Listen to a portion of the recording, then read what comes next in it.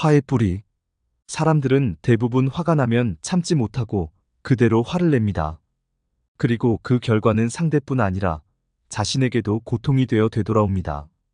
그러니 화를 참는 것이 너와 나 모두를 위해 현명한 일이고 그것이 수행의 첫 단계입니다. 하지만 화가 나는데도 무조건 참기만 하면 화가 쌓여 도리어 병이 됩니다. 치솟는 화를 꾹꾹 눌러 참으면 언젠가는 결국 폭발하거나 아니면 우라병이 납니다. 수행자는 문제를 피하거나 묻어두지 않고 끝까지 풀어내려고 노력해야 합니다. 참는 것만으로는 완전히 행복해질 수 없고 그것은 수행의 목적이 아닙니다. 여기서 수행의 두 번째 단계가 시작됩니다. 화가 날 때 화를 내거나 마음속에 그대로 쌓아두는 게 아니라 대자대비 부처님께 하소연해서 푸는 방법입니다. 기도를 하는 절실함은 여기에서 출발합니다. 그러나 이 방법으로도 수행의 궁극적 목적인 완전한 자유와 행복을 이루지는 못합니다. 지고한 평화와 행복에 이르려면 화 자체가 생겨나지 않아야 합니다. 화가 나는 마음의 근본을 살펴보면 거기에는 반드시 나다 하는 아상이 버티고 있습니다. 무슨 일로든 화가 잔뜩 났을 때의 자신을 돌이켜보면 그때의 내 마음은 내가 옳다, 상대가 잘못했다는 생각으로 가득 차 있습니다. 내가 잘못했다는 생각이 들 때에는 화가 나지 않습니다. 또 비록 상대가 잘못했더라도 저 사람 입장에서는 그럴 수밖에 없었겠구나 하고 그의 처지와 마음을 이해하면 화가 나지 않습니다. 또 남을 탓하는 것뿐만 아니라 나는 왜 이 모양일까? 하고 자책하고 스스로를 탓하며 화내는 건 역시 나는 남보다 잘나야 한다는 아상에서 비롯된 태도입니다. 그러므로 아상, 인상, 중생상, 수자상을 여의면 더 이상 아무 참을 것이 없습니다. 인육바라밀이란 참아야 하는 일을 참아내는 것이 아니라 본래 참을 것이 없음을 아는 도리입니다. 사상을 여의고 사구계의 가르침을 깨달아 아는 사람이라면 참을 것이 본래 없는 인육바라밀에 이르게 됩니다. 아상에 매달린 사람들이 보기에는 저 사람은 저런 경우에도 화 한 번 안 내고 잘도 참는구나 하고 감탄하겠지만 아상을 떠난 사람은 정작 아무것도 참는 바가 없습니다. 인육의 핵심은 원망하고 화내는 진심을 다스려서 사물을 바로 보는 것입니다. 만법이 공한 이치를 확연히 알면 진심이 일어날 뿌리도 없지만 또한 진심을 잘 다스려 흔들림 없는 맑은 의식으로 만물을 대하면 아상, 인상, 중생, 상수자상의 온갖 상은 본래 존재하지 않음을 알게 되어 진심의 뿌리가 저절로 사라집니다. 아상, 인상, 중생, 상수자상이 없다면 참을 것이 없고 참을 것이 없는 그 행을 인육바라밀이라고 합니다. 무량무변한 공덕을 성취하리니 그러므로 수보리여 보살은 응당 일체상을 여의어 안육따라 삼막삼보리심을 일으키나니 색에 머물러 마음을 내지 말며 소리와 향기와 맛과 감촉과 법에 머물러 마음을 내지 말지니 마땅히 머무는 바 없는 마음을 내어야 한다. 만일 마음이 머물러 있으면 그것은 곧 머무름이 아니니 이런 까닭에 보살의 마음은 색에 머물러 보시하지 않는다고 부처가 말하느니라. 수보리여 보살은 일체 중생의 이익을 위하여 응당 이와 같이 보시하느니라. 열애가 일체 모든 상을 말하는 것은 곧 상이 아니며 또 일체 중생을 말하는 것도 곧 중생이 아니니라. 보살이 일체 중생을 위해 행하는 보시바라밀도 중생을 위해 보시한다는 생각이 없기 때문에 보시바라밀이라고 이름합니다. 남을 위해 보시한다는 것은 이미 나와 남을 구분하는 것입니다. 보살에게는 나니 남이니 하는 구분이 없습니다. 나와 남의 구분이 없는 경지에서 보면 무슨 일을 해도 그것은 모두 자기 자신을 위한 당연한 행위입니다. 다만 나와 남을 구분하기에 바쁜 범부 중생의 눈에 보살은 자기를 희생하고 남을 위해 보시를 행한다고 보일 뿐입니다. 왼손에 상처가 나면 오른손이 그 상처를 치료합니다. 오른손은 왼손을 치료하면서 남을 위해 희생한다든가 보시한다는 생각을 하지 않습니다.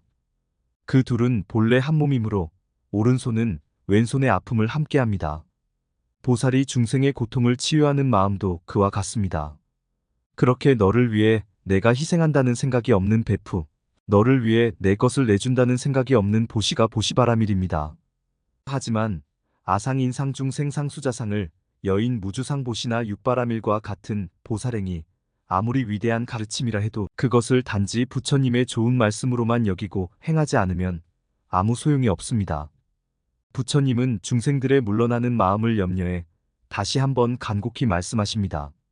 수보리여, 열애는 참된 말을 하는 자고 실다운 말을 하는 자며 여여한 말을 하는 자며 미치광이의 말을 하지 아니하는 자며 다른 말을 하지 않는 자이니라. 수보리여, 열애가 얻은 법에는 실다운 것도 없고 헛된 것도 없느니라. 수보리여, 만일 보살의 마음이 법에 머물러 보시를 행하면 마치 사람이 어두운 데에 들어가 아무것도 볼 수 없는 것과 같고, 보살의 마음이 법에 머무르지 않고 보시를 행하면 사람이 눈이 있어 광명이 비추어 여러 가지 모양을 보는 것과 같으니라.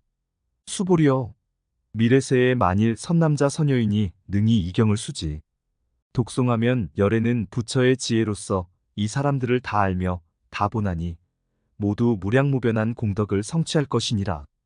가난한 친구가 있습니다. 그 친구가 불쌍해서 그를 도와야겠다고 마음먹었다면 그것은 상에 집착하는 보시입니다. 상에 머무는 보시에는 반드시 바라는 마음이 따르게 마련입니다. 그래서 상대가 고맙다는 인사를 안 하거나 진심으로 고마워하는 빛을 보이지 않거나 나중에 잘 살게 되었으면서도 은혜를 갚지 않으면 배은망덕한 놈이라고 미워하고 원망하는 마음이 생깁니다. 이것은 내가 내 스스로를 괴롭히는 행위입니다. 그런데 정말로 아무 바라는 마음 없이 베풀었다 해도 그것이 도리어 상대를 괴롭히는 경우가 있습니다.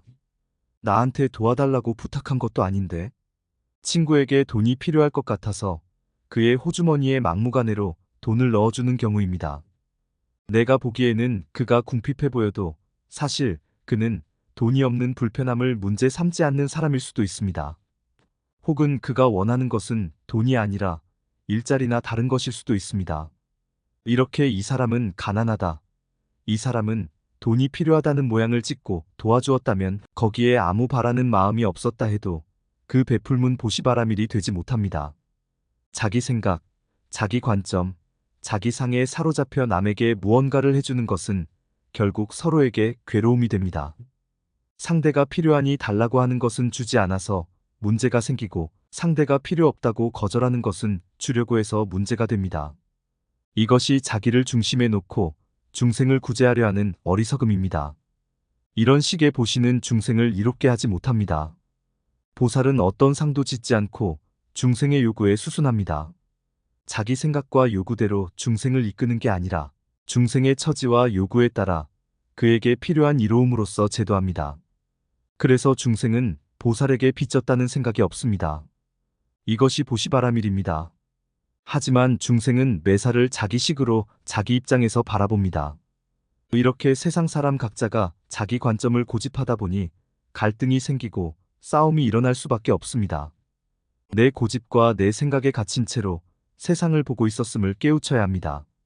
그래야 그 사람은 그럴 수도 있었겠구나 하는 이해와 참회의 마음이 일어납니다. 내가 옳다는 상을 내려놓으면 상대의 생각과 입장이 눈에 들어오고 상대의 생각과 입장을 이해하면 그것이 바로 상에서 벗어나는 길입니다. 나에게는 내 입장이 있듯이 상대에게는 상대의 입장이 있다는 그 사실만이 유일한 객관입니다. 그 이치를 깨쳐 아상에 매달린 내 삶을 뉘우치면 그 사람은 무량무변한 공덕을 성취하리라고 부처님은 말씀하십니다.